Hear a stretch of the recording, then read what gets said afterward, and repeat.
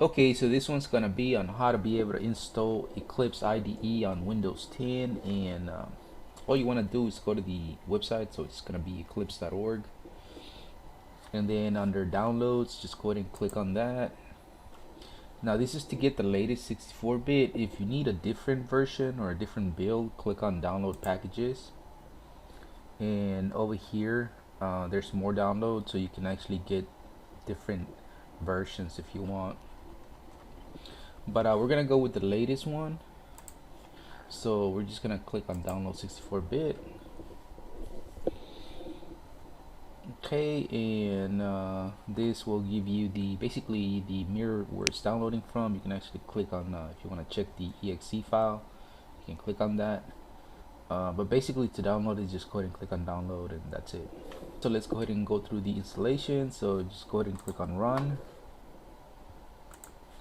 So you got a few options over here as far as if you want to install it just for a developer, if you want to do the enterprise. More than likely you want the Java developers. If you want for different languages like C++, PHP, JavaScript, they've got some special editions for that. And there's a few more over here. Eclipse for scientific computing.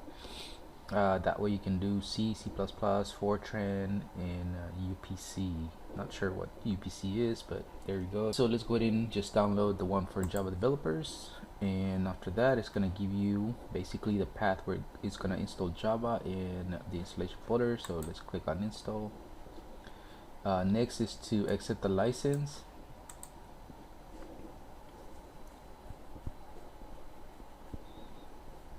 Okay, we're going to go ahead and accept the license again. You might get a message over here in yellow. Okay, so go ahead and click on this one. But if for some reason yours is not going that fast, if it's like giving you a message in yellow that it says, well, here we go, it's giving it again, or orange, whatever the color is, that it's taking a little bit longer, just don't worry about it. Let it, it's not gonna do anything, so just go ahead and let it keep going.